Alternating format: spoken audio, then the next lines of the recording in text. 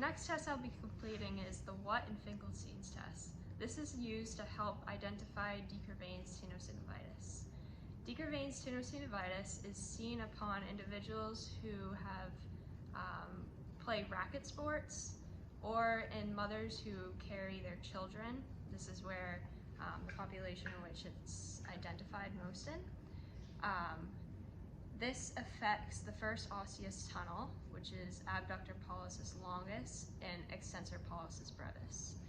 So first, to complete the What test, I'm gonna have Brianna, if you can bring your arm up, and if you can flex your finger and have your hand like this, and just a little bit, you can bring your arm down. Okay, good.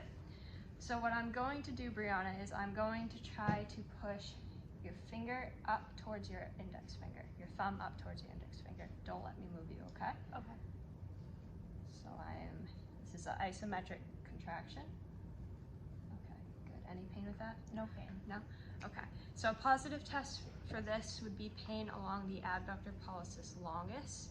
And this can help identify decurvain tenosynovitis if the patient had pain with this test. Next test I'm going to be doing, I have a wedge here that Brianna will be putting her hand on. So Brianna, if you can bring your arm up onto this wedge and have it off to the side. So just like that, yes. Like that, Good? okay. Yep. Let me move this. Okay, so what I want you to do first is to just drop your hand down to the side.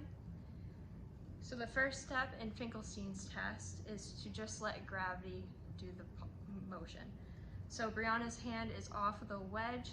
It is putting some tension on these two tendons.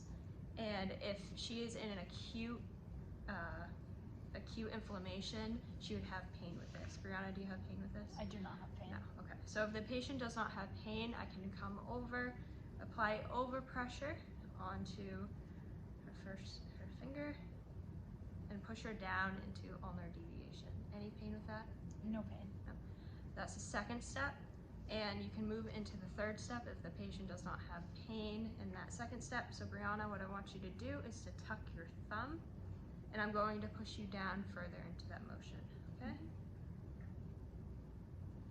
So this is more for a patient who has a chronic state. So any pain with that? No pain. Pain with that? Okay, good. So these two tests are used to help identify decurvain tenosynovitis. A patient who is in chronic pain would feel pain in the other two stages, the 2 and 3 stages, while a patient in acute pain would feel in the first stage.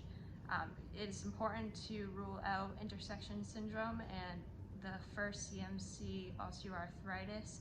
So to check that before completing this test is important. And that, those two.